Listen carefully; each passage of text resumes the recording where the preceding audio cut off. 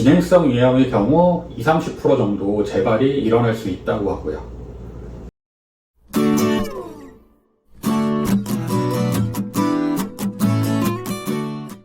안녕하세요. 닥터 이재순의 암과 면역 이야기입니다. 오늘은 암의 완치에 대해 이야기해 볼까 합니다. 많은 환자분들이 수술, 항암, 방사선 등 힘들고 어려운 치료를 하고 계시는 이유는 바로 암을 치료하기 위해서입니다. 이를 통해 암이 완치된다면 정말 좋겠죠. 그렇다면 암이 완치되었다는 건 어떤 상태인 걸까요? 말 그대로 암의 완치란 우리 몸에 더 이상 암이 존재하지 않고 모든 암세포가 제거된 상태를 의미합니다. 따라서 더 이상 재발이나 전이 등을 걱정할 필요가 없는 상태인 거죠.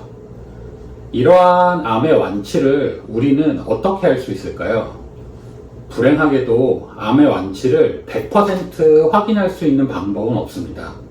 다만 일반적으로 표준 치료가 종결되고 5년 안에 재발이나 전이 소견이 없다면 조심스럽지만 완치 판정을 하는 겁니다. 이렇게 하는 이유는 대부분의 경우 암의 재발이나 전이가 5년 이내에 나타나기 때문에 이 정도 기간이 경과하면 비교적 안전하다고 할 수 있기 때문이죠.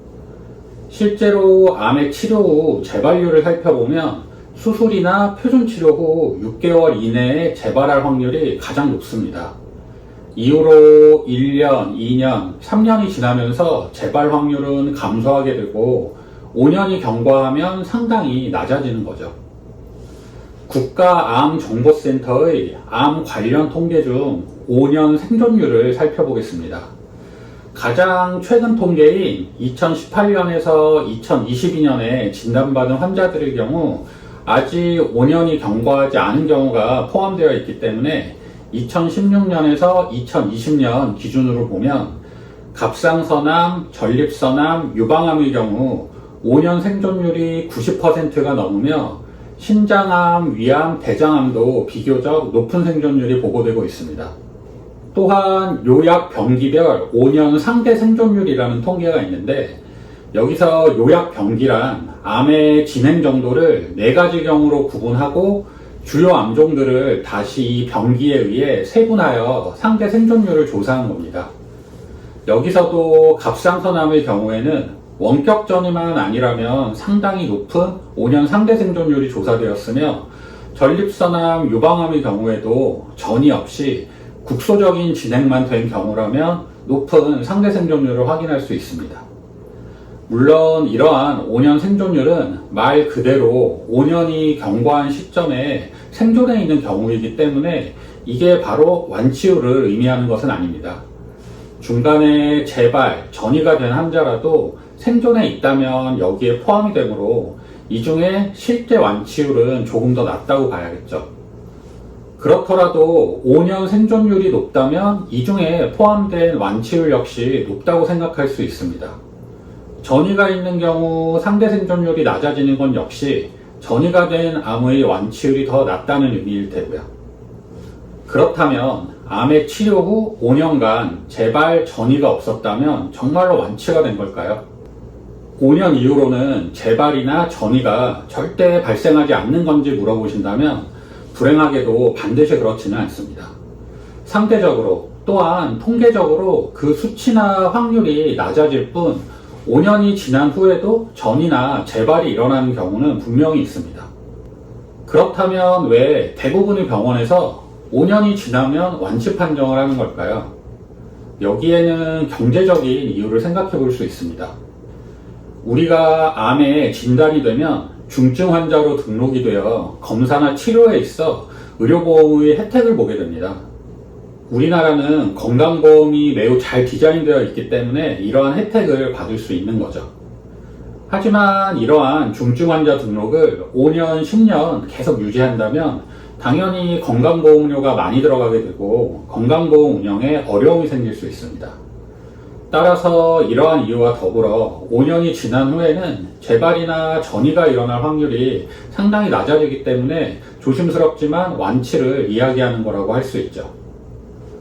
그렇다면 암 치료 5년 후 재발률은 어떻게 될까요? 5년 이후에 재발하는 경우에는 완치 후에 발생하는 암이므로 다른 암으로 생각해야 하는 걸까요?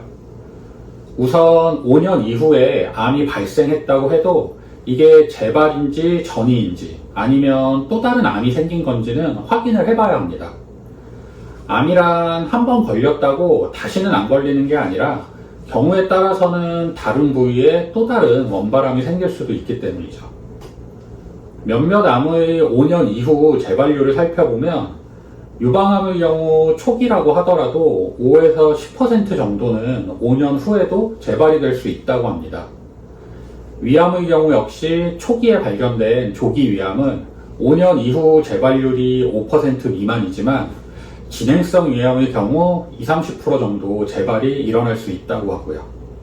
폐암, 특히 비소세포성 폐암의 경우에는 30% 이상 5년 후 재발의 가능성이 있다고 합니다.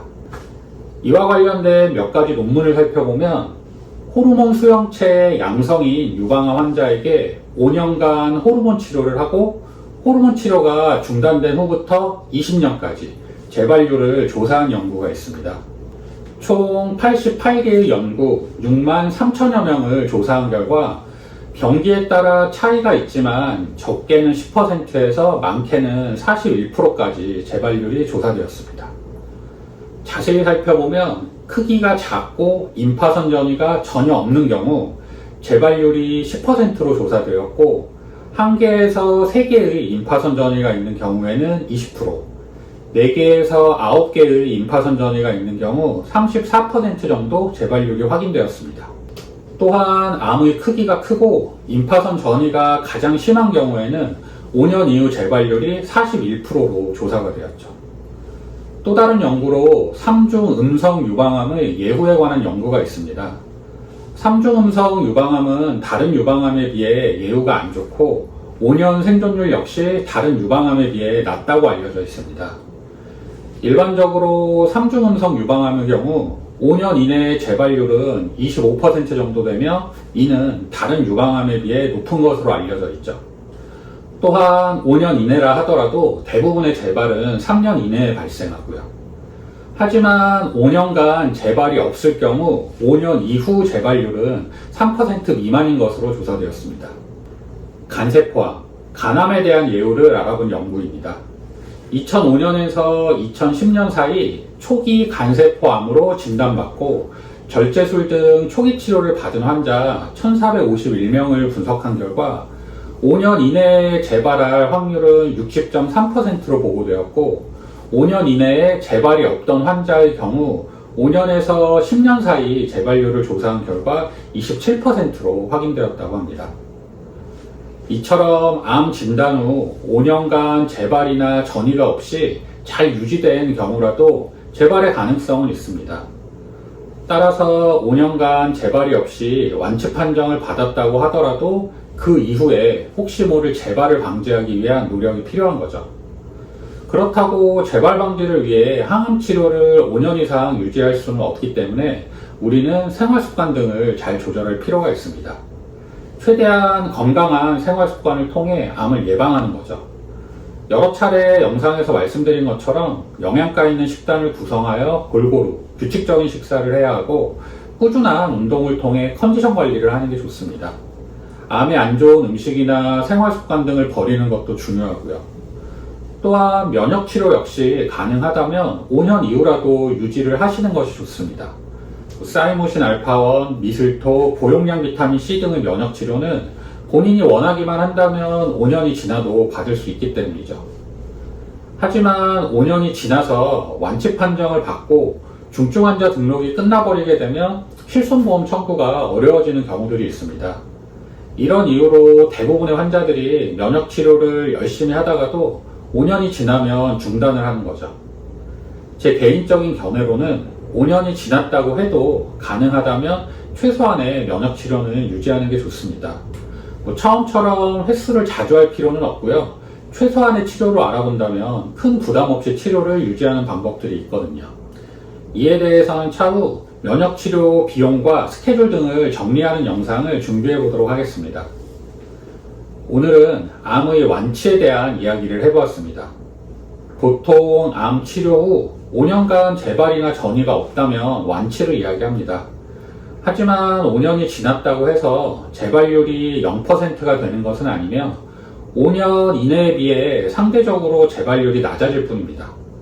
따라서 우리는 암을 예방하기 위한 건강한 식습관, 규칙적인 운동 등 생활습관을 잘 조절해야 하며 가능하다면 최소한의 면역치료를 유지할 필요가 있겠죠. 이상 암과 면역 이야기의 이재순이었습니다. 감사합니다.